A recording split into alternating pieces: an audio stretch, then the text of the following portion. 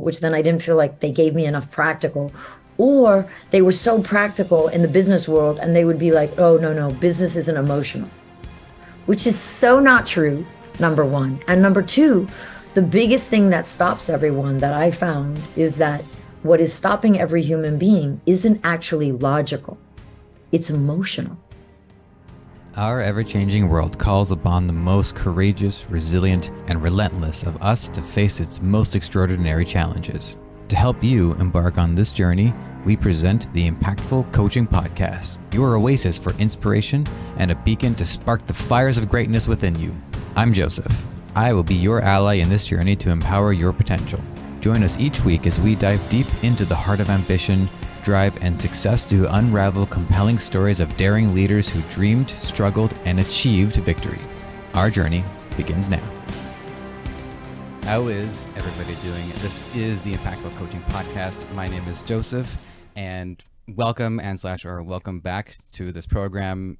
As I say every episode, and I mean it every episode, being able to absorb this knowledge, share this knowledge with all of you is a great honor and a privilege. So thank you for being here. Thank you for listening. And thank you to my guest today, Mia Hewett, for being on the program. Mia, how are you doing today? How are you feeling?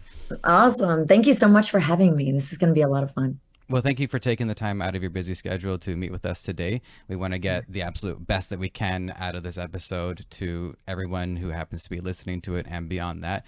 But I do have a sort of bit of a kick that I've been on lately, so we'll rapid fire this one. I've been asking everybody like what's been their latest trip or what's been their latest excursion or expedition or anything that really stuck out to them. So anything traveling abroad that stuck out to you lately?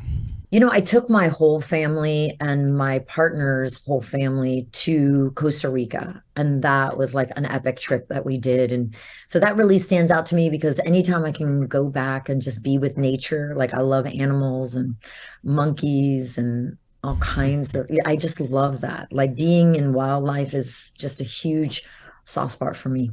Okay, right on. I appreciate that. I Yeah. remember I would see clips once in a while of certain things that go on in Australia, and that's definitely one place I would love to go just to meet some of the wildlife. Like, Yeah. am I the kind of person that's amused when an Australian gets into a fist fight with a kangaroo and they look evenly matched? Yeah, I'm that kind of person. Yes, Yeah, exactly. they're the Exactly. ones No. filming it, so you know. Yeah. So this is a podcast, which means that there's a few questions off the bat that I am going to have to ask. If you can find me a podcast where people don't have to ask this question, feel free to let me know. I will subscribe and join their Patreon. But yeah, would you kindly let the audience know what brings you to the table today? What are you working on? And what helps you stand out in the coaching space? That's a great question. Thank you. So what we do is we're I developed a methodology that is called the aligned intelligence. Inside of it, what we do is we don't actually separate business and relationships. So we help entrepreneurs be able to stop secretly struggling, live from their true self, and then really create fulfilling relationships in business and life. And so we don't teach coping mechanisms. We get to the actual root cause of every single problem, resolve it. And then from there, what we do is inside of that, we help them create 6 and 7 figures in their business. Because once we live what we're really meant to do, why wouldn't we want to make as much money and develop, the impact that we really want in the world? And so we just kind of do it all together in the right order using a consistent recipe. One thing Yeah. that I appreciate too, by the way, is that guests have consistently used the word impact when I haven't had to. I mean, it's Impactful Coaches podcast, but coaching podcast, Yeah. but it just seems like that term impactful is so important and so prevalent in the coaching space because it's not just about a pep talk. It's not just about, you got this, we believe in you. It really is about recalibrating and reprogramming the mind in a way that people come out feeling like different people, feeling like a better version of themselves. Would Yeah. you also, this is the other prerequisite question, but would you also mind telling us, what brought you to the space to this day? What were your catalysts for change throughout your life? And, what were some of the maybe personal challenges that you started off with that helped you understand what are the challenges Yeah. that your clients are going to be working on? So I was one of those people. I grew up poor, I remember when I was about 13 years old, my dog died because our house was so infested with fleas that they literally sucked the blood out of them. And I remember making a decision that day at 13 that I don't know what this is going to take, but I am going to become wealthy. And when I do, I'm going to give it to the world.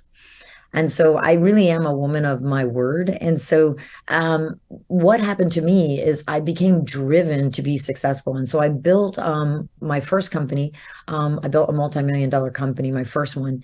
And in during that time, I couldn't understand why is it that I could become so successful and yet still feel like inadequate, like still feel like there was something wrong with me. Like somehow I wouldn't have said a fraud. I know people use imposter syndrome, but I didn't really feel like a fraud. I just didn't feel like I had arrived. Like somehow I felt like a huge letdown based on all the books I've ever read and everything. It's like once you become successful, like you've arrived, you're it. So I didn't ever feel back then really confident and I couldn't understand why. And so I went and spent a half a million. I hired the best of the best, that was out there. This is, going back over 10 years now. And I failed completely for like a whole year until I realized it's kind of like one of those moments in The Wizard of Oz where Toto pulls back the curtain and you realize the people at the top don't really know the answer because they were struggling with the problem too. That I think was the biggest shocking thing for me. But that's what brought me in here. Like my biggest challenge was like I didn't have a really inner conviction that I could really say that I lived from or a true self. I didn't even know who I was. I didn't even know what my voice was, who I was, what my message was, what was I supposed to be doing in the world. So it was like that. And so my struggles are actually what my people struggle with, right? What I used to struggle with is what they struggled with. And so it's really easy now in hindsight for me to like really show them how to do it the easier, faster way.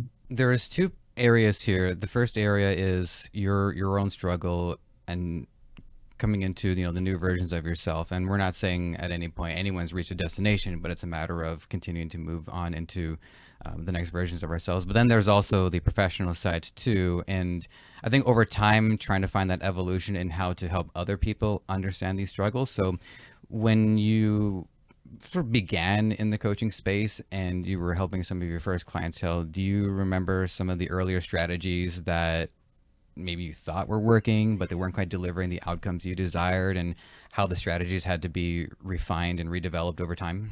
That's a great question. Thank you. Yeah, that's a really great question inside of it. It was really more for me, it was when I first started out, I couldn't understand how it is that if you read any kind of spiritual book, it's like everything is inside of you, right? Like you shouldn't need anything outside of you. It's all within you, right? But then yet when you go into the practical world of business, it's like, okay, but how? How specifically?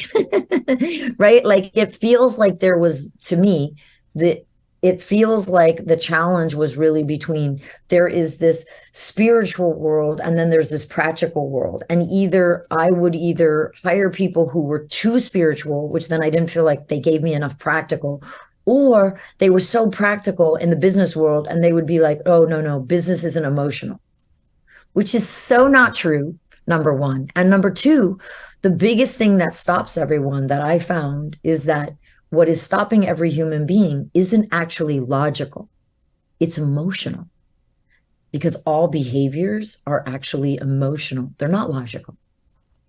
So they were wrong, is what I'm really wanting to say. And I don't mean that as a judgment. I'm not saying they were trying to be wrong. They just didn't know any different. Whoever taught them the same way.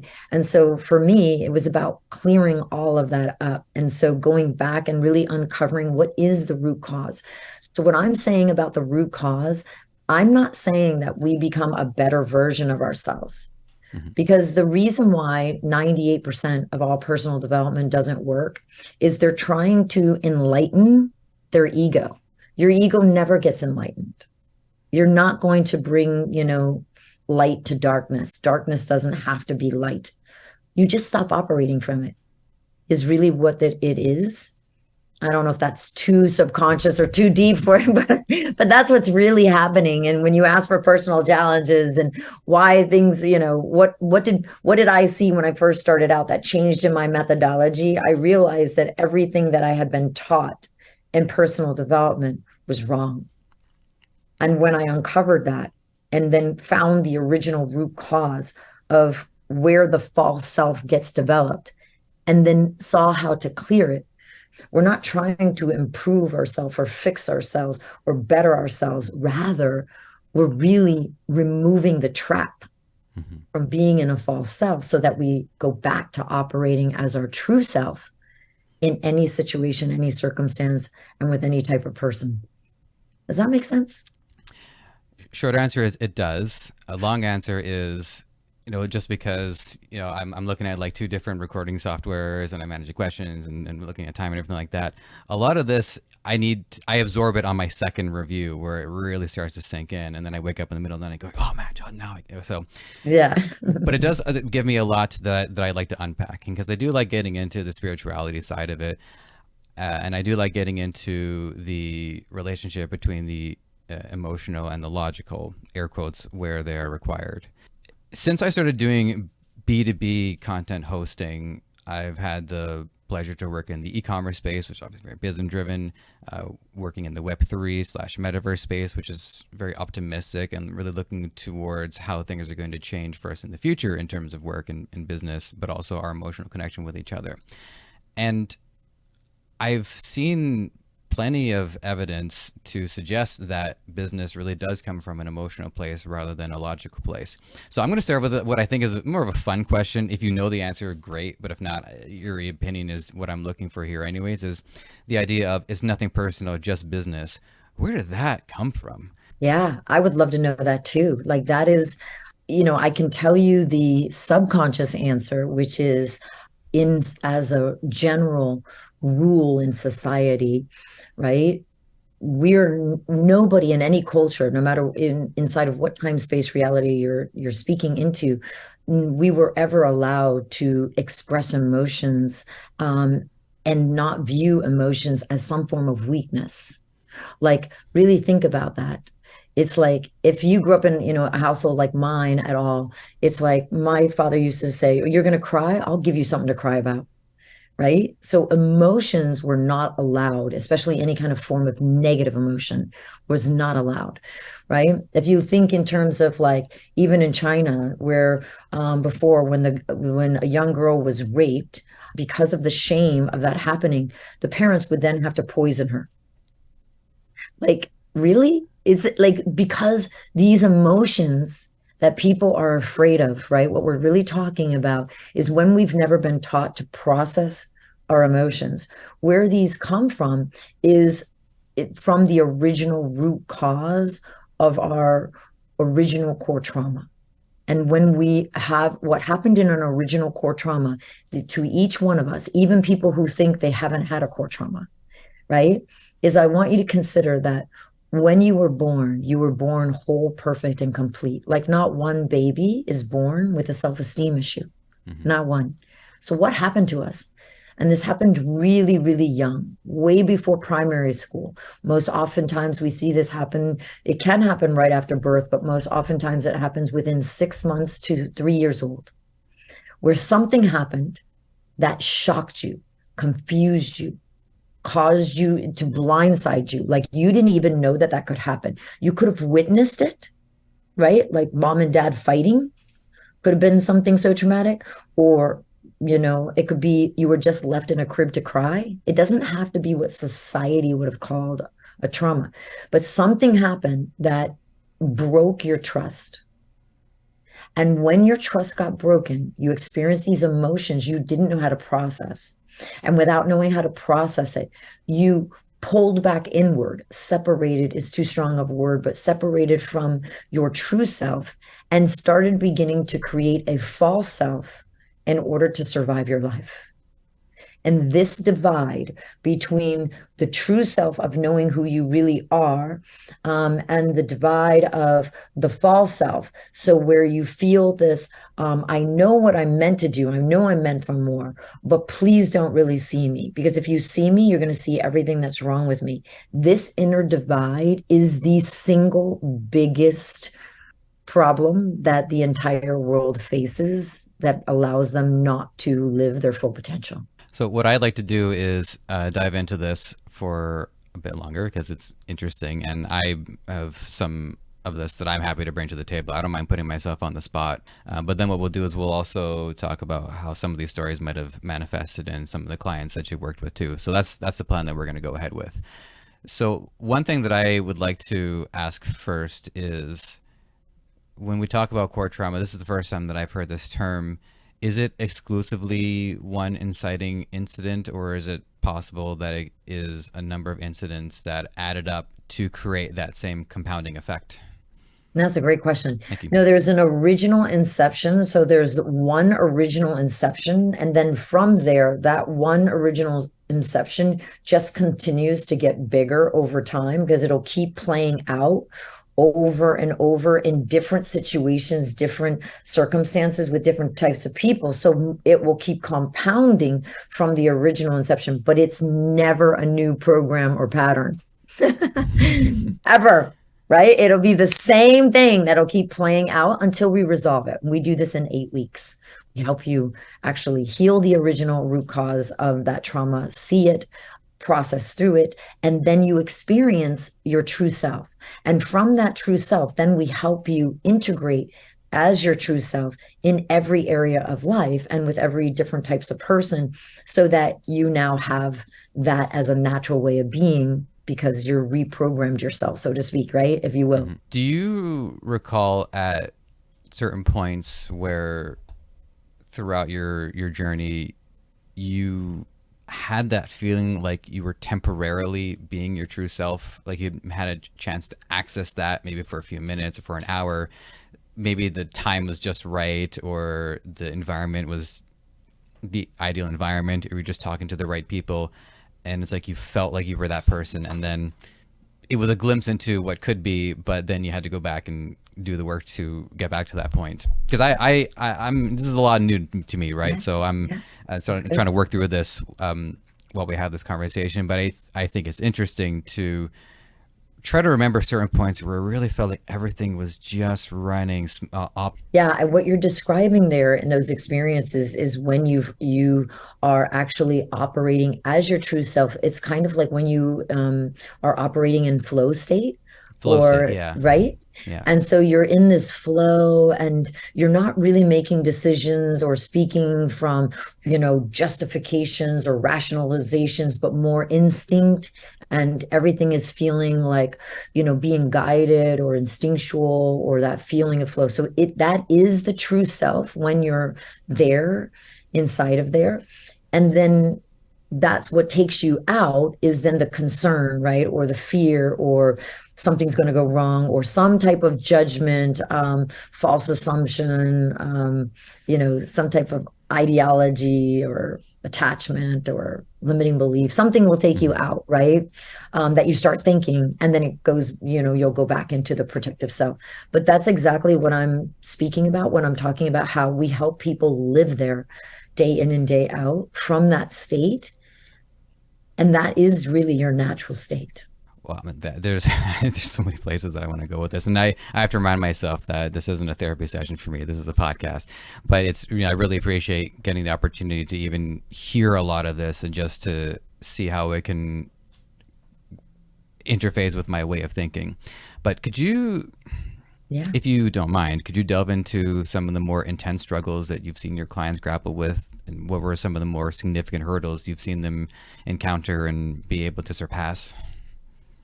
Yeah, I mean, the biggest thing that I want to say about that, right, is that I'm going to give it a context. Like, Sure. we grow only when we release ourselves from what has been self-limiting us, right? So if we can feel that. So the truth is that all struggle is where all of our self-limiting beliefs are hiding. It's just that it's a blind spot, right? So what everybody's really looking for that they don't know they're looking for is where you're struggling. Like that is really what you're asking for, right? As what is that? It's just not obvious. And that we think that it's going to show up as lollipops and rainbows, but it actually shows up what is really self-limiting us is everywhere we're resisting something. So the real challenge all people face is in those moments of the struggle is choosing something that is unfamiliar or unseen to us, which is exactly what we do with our clients. We actually give them the skill sets to be able to choose newly in those blind spots using our aligned intelligence method. We have a methodology that works for them so that they can clear their blind spots and experience true freedom. If you don't mind me digging for a little bit more context of that, I'd be curious to know what have been blind spots and like what are some of the skills that people are selecting. Well, a blind spot can be, everybody doesn't have the same ones because of their original core trauma. Their blind spots are going to be different in different situations, but they're all going to include some form of false assumptions, false perceptions, false, misconceptions, false beliefs, right? There's something that is a lie. All resistance contains a lie. All resistance contains a lie. And once you clear the lie from the truth, that is what sets you free, right? And so, like, what I see is that it's really going to, that's why we're the only group coaching program that supports people individually, even though they're in a group. Mm-hmm. We personalize it to each person inside of this methodology that we do so that we're really coming into their lives and then we're helping them clear all the blind spots in their lives, which is why their life transforms so hugely in such a short period of time, right? Mm-hmm. 8 weeks is like nothing. Right? Yeah. A month and a half, no, 2 months at least. Like one of the greatest ones, like one of the greatest transformations I've seen as far as financially, like that I could say, in like the shortest amount of time was a guy by the name of Jim Bayou. He left us an amazing testimonial where we healed his original core trauma. And then within the 8 weeks, and he made more in 8 weeks than he had in the previous 5 years combined. So he became a millionaire for the first time in 8 weeks. The more succinct way I could say that is he went from a financial plateau to financial freedom in 8 weeks, but living fulfilled. That is like one of the biggest things that happened there. As far as like, I could share so many different stories inside of this, but I have so many that I love. We've helped many people become millionaires. But one girl in particular that I just really adore her story of it is she had never created, she, worked full time. She had never owned her own company. She wasn't an entrepreneur. She wanted to create a product and she had never created a product before. And so we helped her after we healed her core trauma. We helped her create a product that wouldn't be in alignment with what really fulfilled her purpose, right? That would really mean the most to her. And for her, her mother had developed cancer, and eating raw was what she felt would really benefit people from eating, instead of eating bars with all kinds of preservatives in it, she made a raw bar that would really make a difference. Well, what I love about this story is that in less than 12 months, right? So the first 2 months, we healed her core trauma. So then in 10 months, we individually supported her to go from ideation to creation, where she had her product in 15 stores. Like that was just such a great, how quickly that it can happen. Of course, we have many, many people who become millionaires that first started out. And like one woman was a jewelry designer, and she was stuck at 250,000 for 12 years. Her biggest thing was that our aligned intelligence methods is the game changer. And she went on to produce like 900,000 the first year, and well over 1 million onto 2 million in the second year. Great stuff. And the amazing stories could just keep on coming, right? Like we could probably fill out the remainder of the episode just hearing about what a lot of these transformations really look like. So I'm going to pose one more, and maybe one of the ones you just said already answers the question, but let's just make sure. Can you encapsulate the most astonishing transformation that you've facilitated for a client? Yeah, that would have been. I really think Jim by you is the one, as far as the one who made a million for the first time in 8 weeks. That was like the shortest amount of time. But I'll give you another one that even though hers wasn't monetarily, even though she did make money, it wasn't like as far as that. One of my favorite stories is about a woman who, when she came to us, she was working on oil rigs and she was really suicidal. In fact, we didn't know that until she had already signed up for our program, right? We didn't know because we are in no way professing to be any kind of therapy. We don't do therapy or anything like that. But she actually came to us and she signed up and she was suicidal. And what I love about her story is that within 8 weeks, we were able to not only heal her core trauma, she was no longer depressed or suicidal, but she actually went on to be a healer for those that were stuck in that darkness, like she had been depressed for so long. And it's such a beautiful story of how we can take our pain and, and really make it our purpose, right? Just for the record, I do have a friend. He went to Alberta to work the oil rigs for a little while, and just so people understand, it can be really depressing work. The work itself is intense and challenging, but what he told me was after the work was done, there was nothing to do, nothing. So a lot of the times they would just drink and try out some of the harder stuff too while they were at it, and then go back to the oil rigs. So that particular environment is extremely intense. I assume that there's decent pay, but that environment can be extremely intense and damaging to a person's mental health because you're either stuck with boredom or, or substance abuse. Those are your options. Exactly. I haven't asked anybody really about addressing skepticism before, so I want to give it a shot here. What would you say to the skeptics out there, the ones who might be, uncertain about the power of coaching?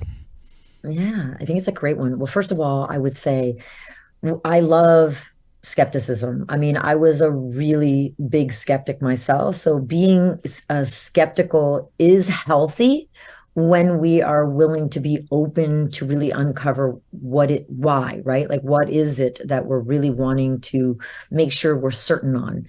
But I really do welcome skepticism in a really healthy way because in today's world, I mean, because the World Wide Web is so big now and anyone can just come on and make big promises, even if they can't deliver. I understand why people even more can feel skeptical about what is there. But we really welcome it. I would say that from one skeptic to another, I would have you get really, really curious about everywhere you believe that you have, wherever you have a problem, I would become really skeptical about that. Because for a problem to exist, the equal and opposite solution must equally exist at the same moment in time.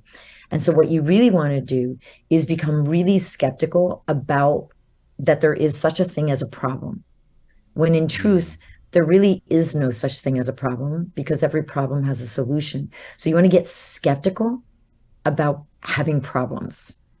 That would be my biggest thing because it becomes a vicious trap.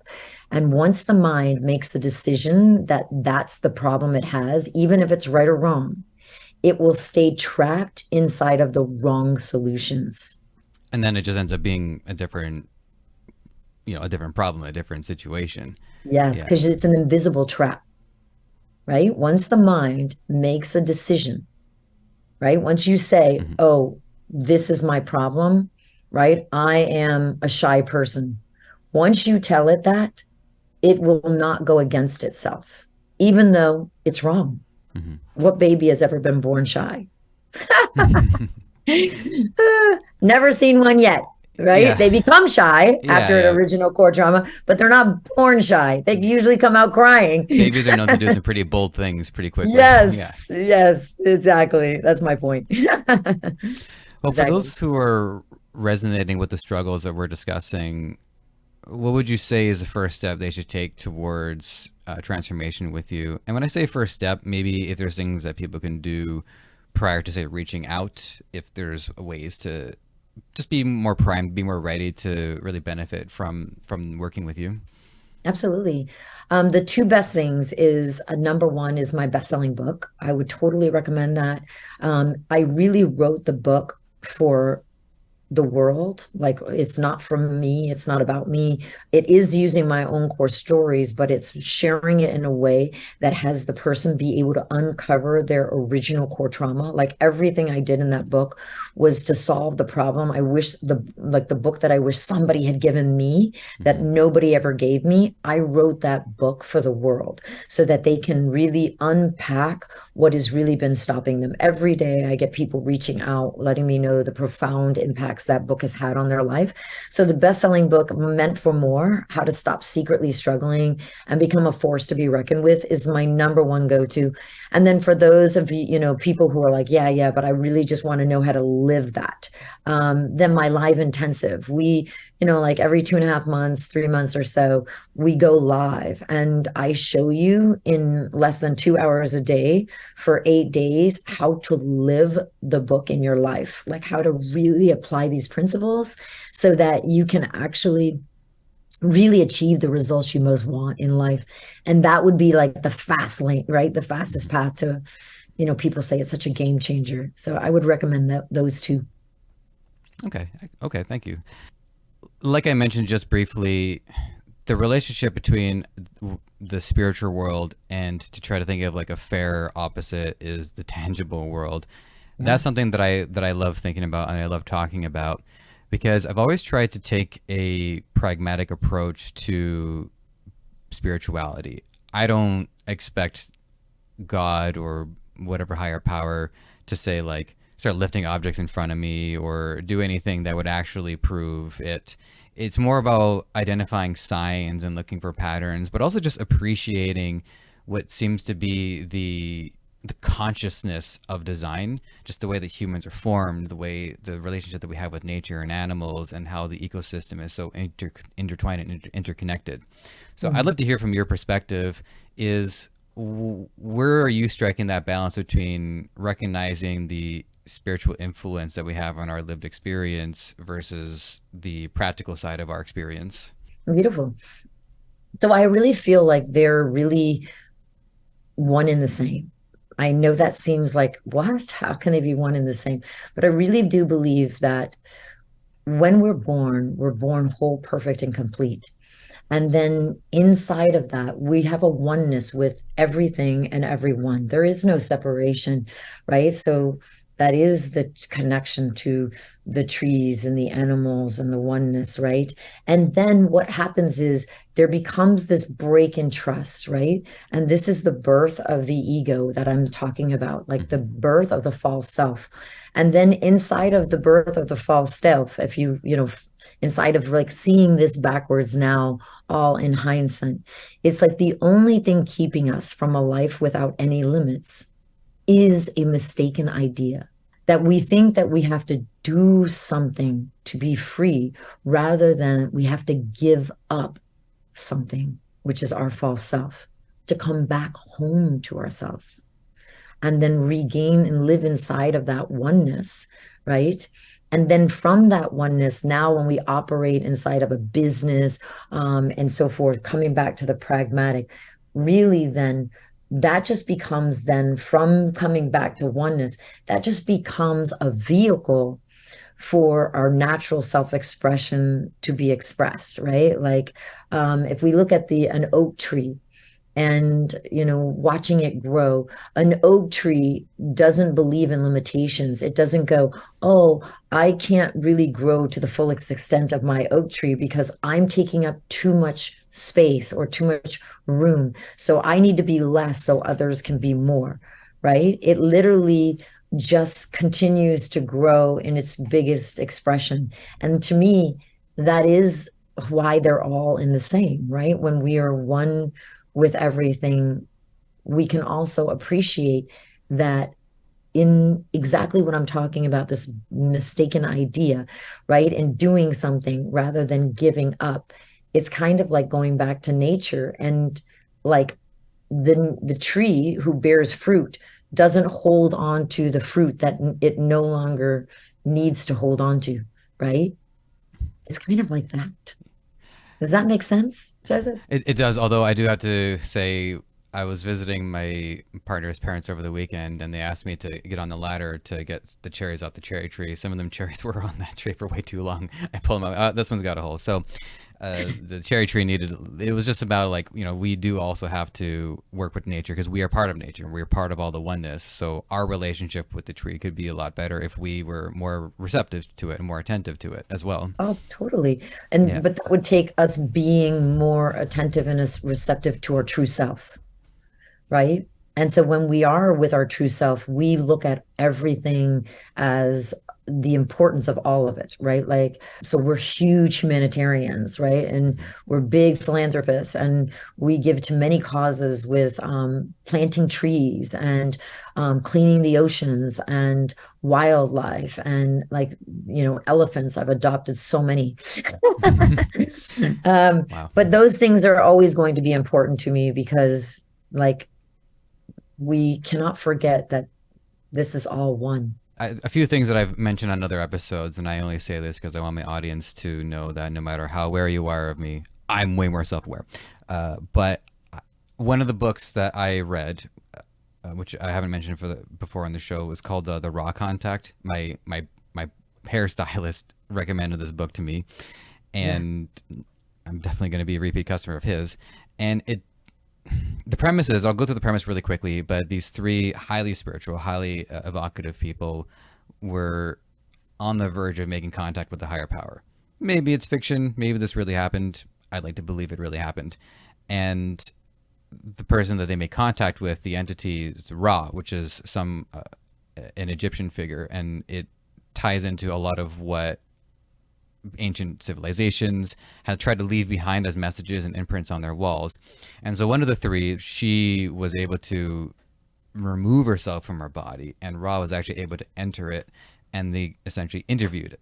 And so the book is all of these interviews that they had with Ra, and he describes what is the spiritual journey that people are on. Is it about graduating and reaching higher densities where you become a different version of yourself? And what I'm getting at with all of this, I know there's a lot that I can unpack there, but what stuck out to me the most out of everything from that book, and it is a substantive book, and it was only 1 out of 4, there's 3 more in the series, was just the idea of being of service to others. And it made me think about what are the core teachings that a lot of religions try to impart on people, which is treat others the way you want to be treated. In other words, be of service to others. And then we go see John Wick 4 in theaters when it was out. And there's that core theme, not just in that movie, but in throughout the entire series, is just being of service to others.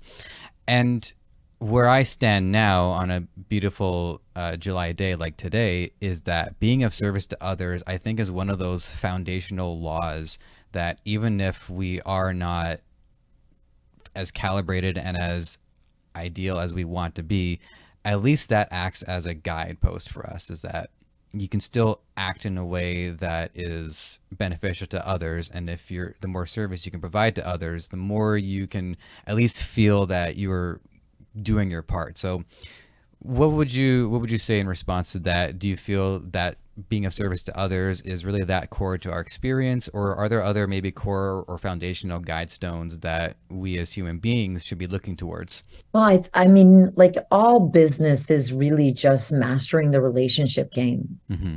So, like, really, any business only exists to solve a problem, which is the root of what you're saying, is to be of service. The truth be told, right? And I'm not saying that people can't manipulate that or Mm-hmm. do different things with it, but the truth is that being of service is the core at why any business exists. So, yeah, I really believe that when we can align being of service with what it is that it is our natural self-expression, or what impact or purpose we most want to give back to the world, what happens is we can live a life that of without any regret, right? Which is the greatest thing to me, is not to have any regrets whatsoever. So really being able to play the full game of life to the fullest. I think the biggest mistake that people make is not that they have doubts, but they don't challenge them. Like the biggest mistake I see people make is they never question their doubts. And so what is funny to me, and I'm saying this not as a judgment to them, because that's what I used to do until I really awoken to the truth that is how life really works and how we are meant to work with it. And the funniest thing to me about all of this is that most people are afraid to do something because it's risky. But yet, Joseph, have you noticed no one gets out of here alive? Oh, I've noticed. Yeah, Right? yeah, So it's yeah. like, isn't like, what are we really avoiding risking? Mm. Everybody, nobody gets out of here alive. And so the funniest thing to me is when I came to acceptance of my death, when I accepted that, and then it was like, oh, this is so funny. How do I want this game of life to play? How do I want to go with this? Right? How do I want to really make this be an incredible life? When you start playing the game from the reverse, right? From the end in mind, there's no way you cannot live an incredible life. And that's what I would encourage everybody to do, is to really look at where you're avoiding looking at your death.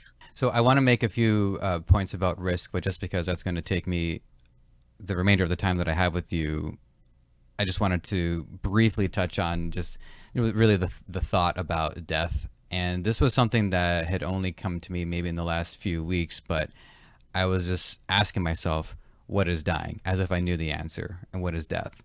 And the answer that I gave myself is falling backwards and being caught by the people who love you.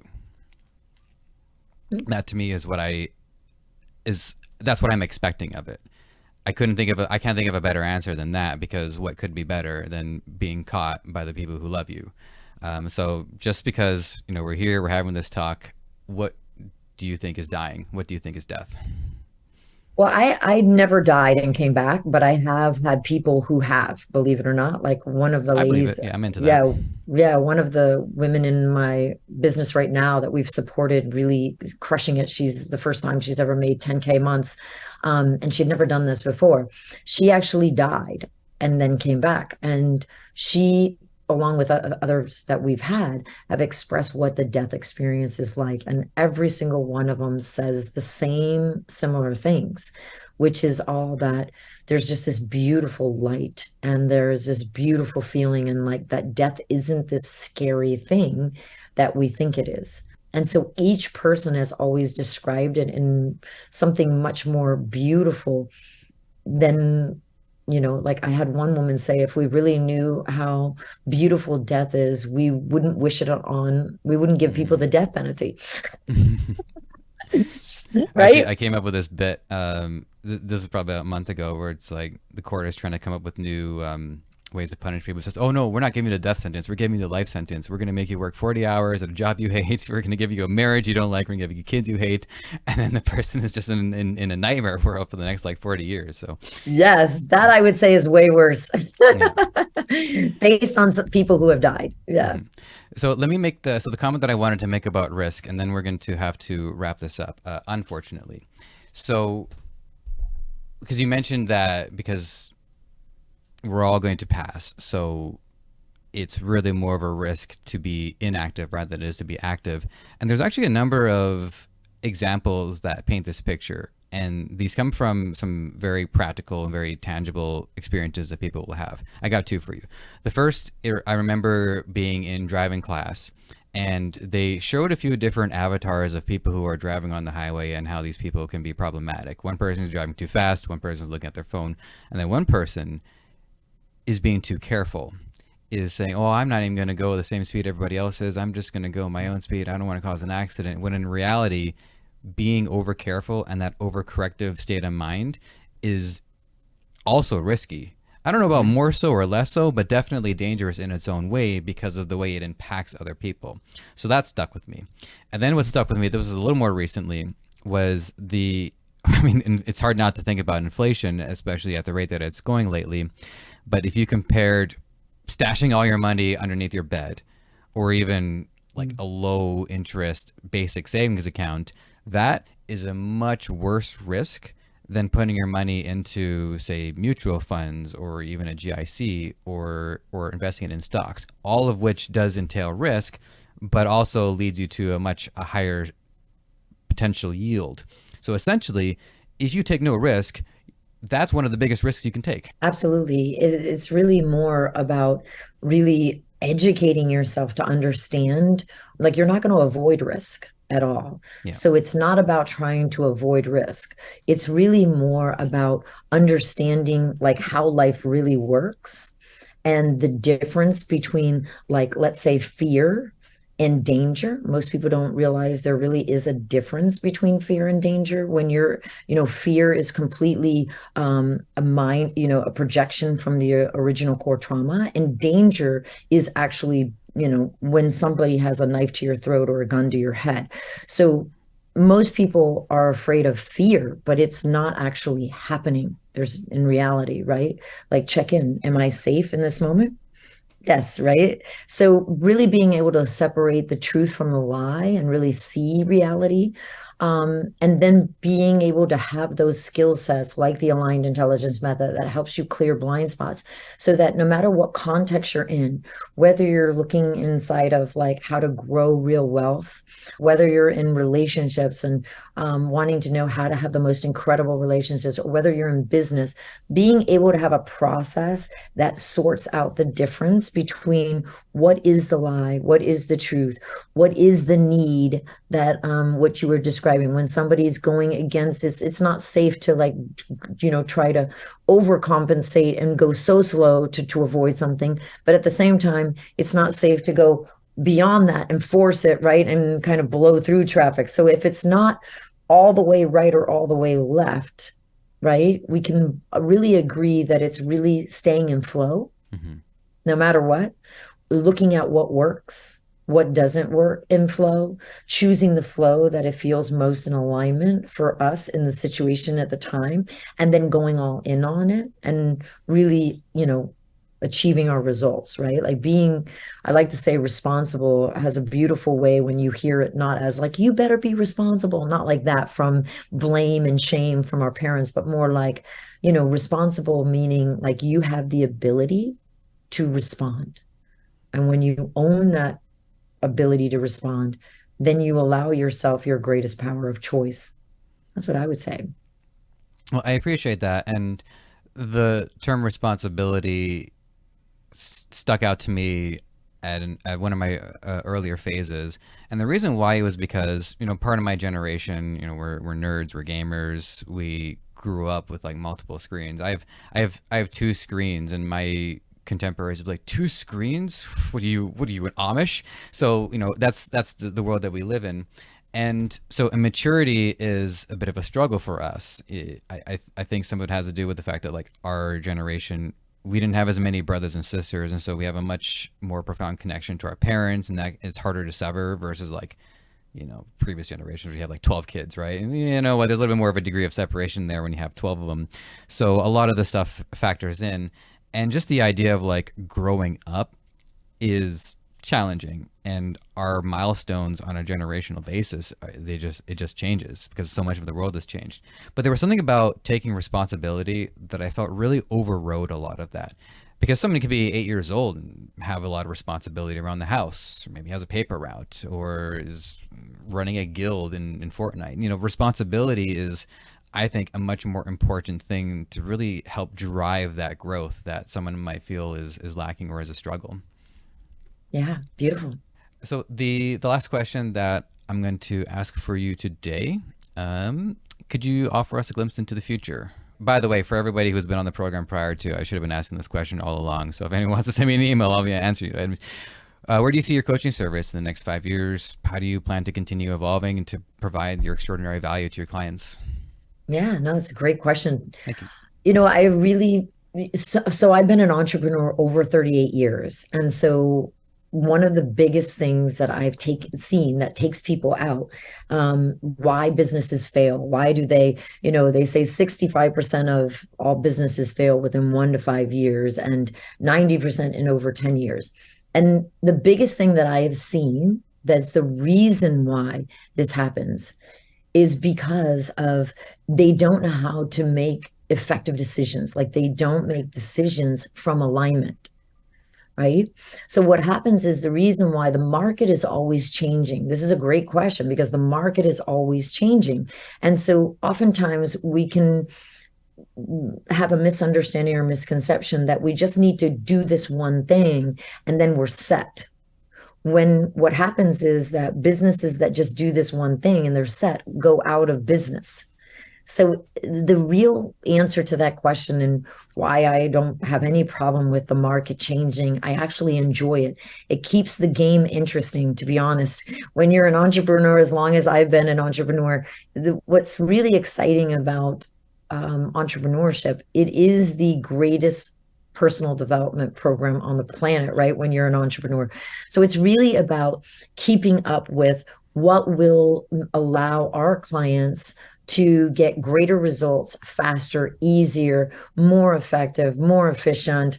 How can we help them save money, save time, save energy? And we are always doing that. So this won't be anything new for us in the next 5 years. Mhm. But what we've seen already, what we've done for our clients is we're shortening the gap between how long it takes them to go from healing their original core trauma and producing their first 10K or and producing their first 100,000 or and producing their first million.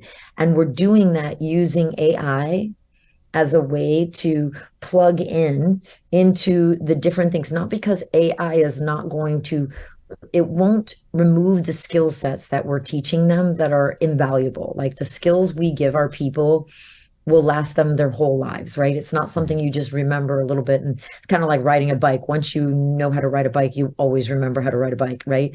So our skill sets that we give people are for life.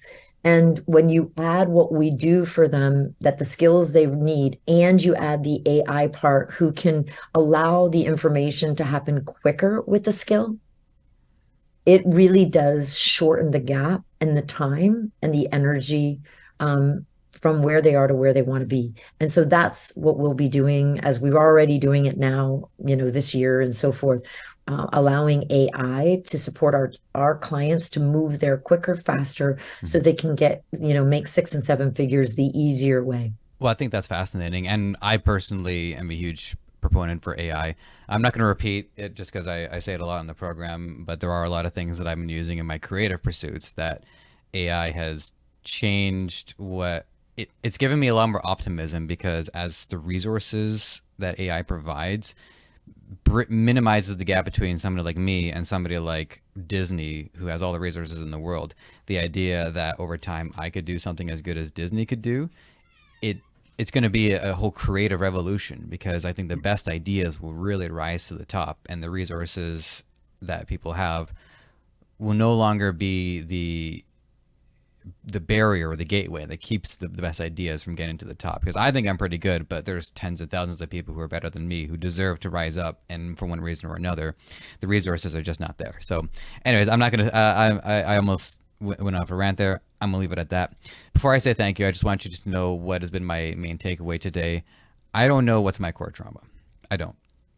But now that I know that there is one, it's given me something significant to think about that I will endeavor to think about far beyond the conversation that we had today. And I think it's important for everybody to think about that too, because I don't think anyone's immune to this. I don't think there's any exceptions to this. No, It's there's going to no take different exceptions. shapes. Everyone's going to have to deal with it. So That's right. I think that's a really important role and a really important service that you're providing. So thank you for that. Thank you for Thank everything you. that you've brought to the table today. And thank you for being on the program. Would you kindly let the audience know whereabouts they can find you? Yeah, absolutely. They can just go to it's miahewett.com. So miahewett.com. And they can pick up my book right on my website. So thank you so much, Joseph. It's been an incredible, conversation. Love how deep you're willing to go. It's Mhm. been really awesome to be here. Thank you so much for having me. Well, thank you for the kind words as well. And to my audience, of course, we couldn't do any of this without any of you. So thank you to each of you for your participation. Feedback, as always, is not only recommended, it's encouraged. Please, by all means, send it in. It is Joseph at interview. Sorry, those two separate emails. Joseph at impactfulcoachingpodcast.com. It is spelled the way you think. And with that, we are going to sign up for today. And our endeavor is to help you in whatever way you want to help others. And above all else, to be impactful while you're at it.